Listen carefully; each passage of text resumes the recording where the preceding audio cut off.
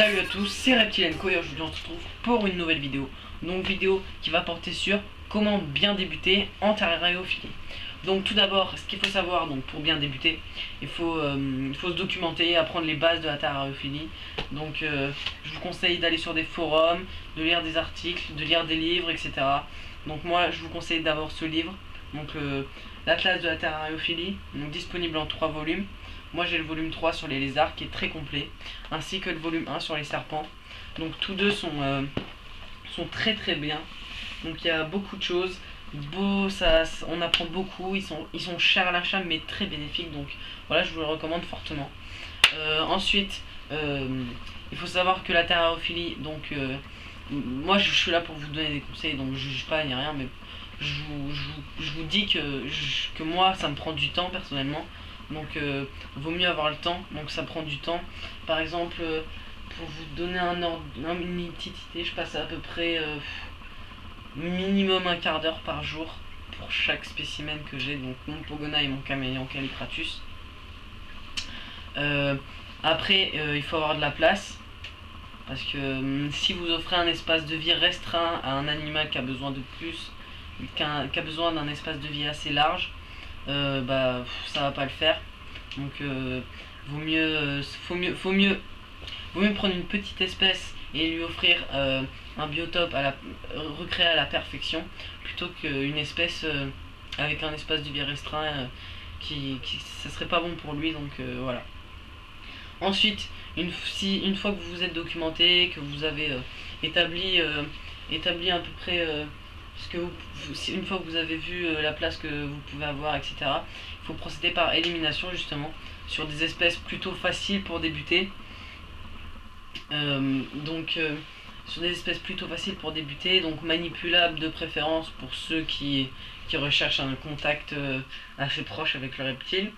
Donc ensuite, une fois que vous avez fait votre élimination et que vous avez l'espèce que vous voulez choisir, il faut beaucoup l'étudier, donc apprendre sa fiche d'élevage par cœur, plein de trucs comme ça. Il faut savoir remédier à chaque problème pouvant s'imposer avec le reptile, etc.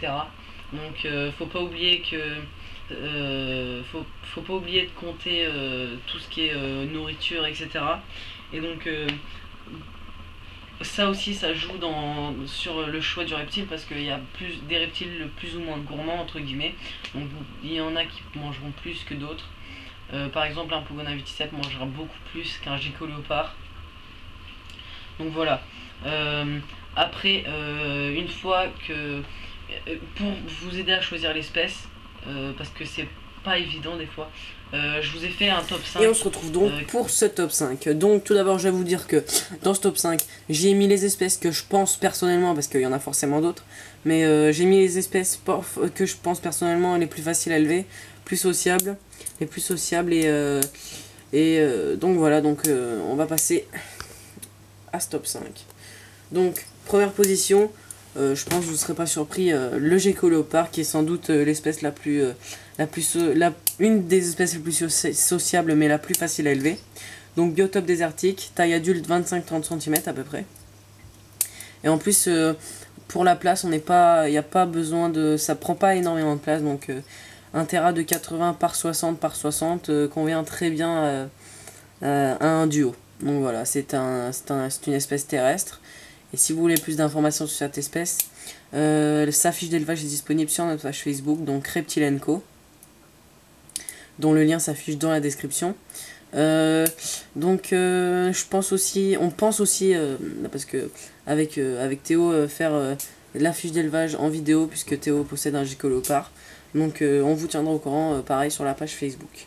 Ensuite, deuxième position, Pogona Viticeps, donc plus connu sous le nom d'Agam barbu, ça dépend, voilà. Très facile à élever aussi, très sociable, donc biotope désertique. Donc cette espèce est vraiment très intéressante, donc j'en fais l'expérience personnelle puisque j'en ai un. Donc je vous garantis une très belle expérience avec cette espèce.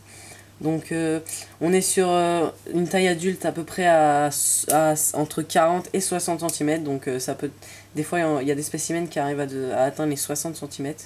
Donc forcément on est ça prend un peu plus de place. Donc un terra de 120 par 60 par 60 minimum pour un duo. Donc c'est une espèce semi-arboricole. Et pareil, si vous voulez plus d'informations sur cette espèce, sa fiche d'élevage est disponible sur notre page Facebook et très bientôt sur notre chaîne YouTube parce que j'envisage de la faire très bientôt. Ensuite, en troisième position, le Physiniatus cosensinus, plus connu sous le nom de dragon d'eau. Donc là, on est sur un biotope humide, donc un peu plus compliqué, mais elle reste quand même très facile à élever niveau caractère. Et sociabilité, donc ça reste quand même facile à élever. Donc par contre là on est sur un peu plus de place parce que certains spécimens arrivent jusqu'à 1 mètre, donc la moyenne c'est à peu près 70 cm mais certains 1 mètre, donc on arrive sur du plus gros terra, à peu près 2 mètres pour un duo, donc voilà. Sa fiche d'élevage n'est pas encore disponible sur notre page Facebook, mais j'envisage de la faire. Et donc voilà, on passe à la quatrième position. Donc voilà, le Tilica skinsoide, plus connu sous le nom de skink à langue bleue, donc qui est une espèce très sociable aussi, de biotope désertique. Elle atteint à peu près 50 cm. Mais bon, donc ça prend un peu plus de place, ça prend de la place, donc 90 par 40 minimum pour un spécimen. Donc cette espèce, je l'ai classée en quatrième, je l'ai passée en quatrième position parce que elle demande pas mal de place, mais on peut établir une réelle familiarité avec ce spécimen. Donc voilà, je compte aussi pareil faire sa fiche d'élevage très prochainement sur la page Facebook. Donc voilà, on passe au dernier, le top 5, donc le Crotaphytus colarix, donc aussi connu sous le nom de lézard à collier. Donc là on est sur des espèces aussi très sociables, donc je le sais parce que mon frère en a eu, donc c'était vraiment gentil, c'est vraiment pas mal. Donc biotope désertique pareil. Taille adulte 30 cm, mais par contre il y a un petit hic, c'est que malgré leur petite taille, ils ont énormément besoin de se défouler, de courir, c'est très très actif, donc ça demande pas mal de place, donc 80 par 40 par 60 pour un seul spécimen. Donc ils sont aussi ils sont assez arboricoles, donc faut mettre pas mal de branchages, etc. Et donc leur fiche d'élevage est disponible sur notre page Facebook. Donc voilà. Ensuite, voilà, c'est tout. J'espère que je vous aurai aidé et j'espère que je vous aurai apporté des conseils dans cette vidéo. Donc surtout, merci d'avoir regardé cette vidéo. N'oubliez pas de rejoindre notre page Facebook dont le lien s'affiche dans la description. Et n'oubliez pas aussi de vous abonner. Allez!